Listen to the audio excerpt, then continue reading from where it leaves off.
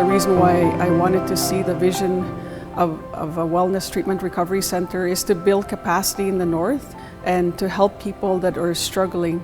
I too have spoken to many families that are struggling, and my family as well. They don't know which way to turn. This place, this healing place, will make the process much easier. My heart is troubled. I have so many grandchildren who struggle. We all are seeing challenges. We have an opportunity. My sister, as many of you know, committed suicide in 2003. I knew that she wanted to make a difference in her life. She had quit drinking, quit drugs, and just trying to make something different, but it was too much for her. It was really devastating, and I know many of our communities. I can only speak on our family, and I know that this has impacted many other families. Suicide is a big issue and continues to be a big issue. And I remember going to the hospital and her kids were there and they said, "Who's going to look after us, Auntie?" You know, it's the reality that we face still today. So this is a place for healing, and we want everyone to feel welcome here. We want everyone to come here, regardless of where they're at, where they're from, what their beliefs are, what their religion. You don't have to be perfect. Nobody's perfect. We all need help.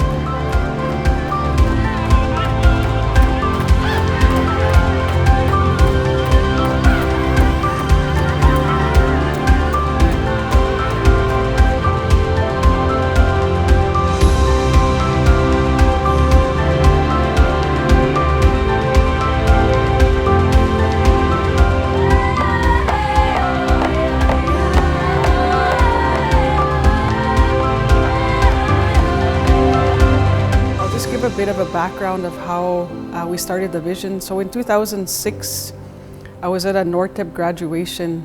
Toby Greshner had just been appointed the Assistant Deputy Minister for Northern Affairs. And he had asked me, he said, it was only my 1 year into being chief. And he said, "What do you want to see? What do you want to do for the North?" I said, "Well, for me and the community, what we want to see is a treatment center, a place where people can come and help themselves." And Toby Greshner said, "Okay, well, let's get to work on it." So we formed a committee with leadership from across the North, from different communities. We were able to get $50,000 from the provincial government, and we hired contractor to talk to all the frontline workers working in mental health and addictions. And then so they went out, and it definitely showed that we were in need of a treatment center in north central Saskatchewan, not only to service the Lac La Ronge Indian Band, but to service the whole North. 2006 to 2015, we still had the vision in mind. So I approached Dr. Margaret Crest-White.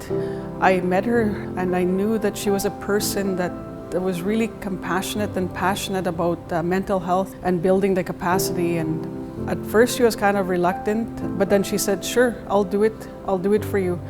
So I went to go see Alex Campbell, who was the RDG for the First Nations Inuit Health Branch. So I said, "Would you be able to give us $200,000 to do a feasibility study?" But he said, "Sure," and he gave us the whole $200,000. And so we're really grateful for that. So with that $200,000, we were able to hire Dr. Margaret Crest-White, and then we were able to form a committee made up of all the Lac La Ronge Indian Band 6 communities. So we had representatives from all our 6 communities, including our health board from La Ronge and Stanley Mission. Our study was done July of 2015. Margaret had finished, I think it was a 100-page report feasibility study that she did for us.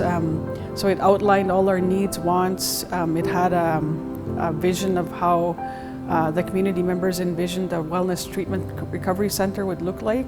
So from there, we were ready to have a launch of the feasibility study. But then we had the forest fires in 2015. It was just really a difficult time, so we had to put the plans on hold in 2015. And then in 2016, we had our tragic youth crisis, where we lost youth in our community to suicide, and that was a very challenging and difficult time for our community, and that was in 2016. So from there, we still had the feasibility study, and we still wanted to keep pushing this project forward, the Wellness Treatment Recovery Center for the North. And then we had lobby efforts, so I had approached Chief Bobby Cameron with the Federation of Indigenous Nations, Grand Chief Brian Hardlot, who were huge parts of helping us lobby for getting the Wellness Center.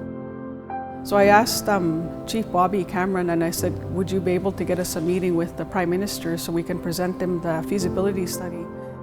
I remember working intergovernmental affairs, and PM Trudeau had just got elected.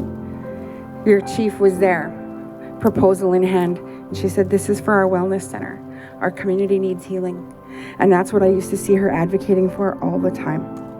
So from those days of this government first coming in, and her having that proposal, and today, here it is. Gladys and I representing the band, Lac La Ronge Indian Band, and Chief Bobby Cameron. So there I was able to present the feasibility study to the Prime Minister and just tell him what we wanted for our community. So that was Prime Minister Justin Trudeau.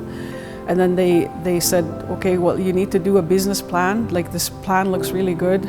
We like it, but it needs more work. You need to do a business plan. So from the feasibility study, we did a business plan. We presented the new business plan, and then it still needed more work. So we hired another consulting company to do another business plan, exactly what was required. So we did that business plan, presented it to the federal government, and then from there, I actually spent some time with the business writers, just writing our vision, and they said, you know, you never know if the federal government or the provincial government will fund this, but you just never know. So we just went with the plans.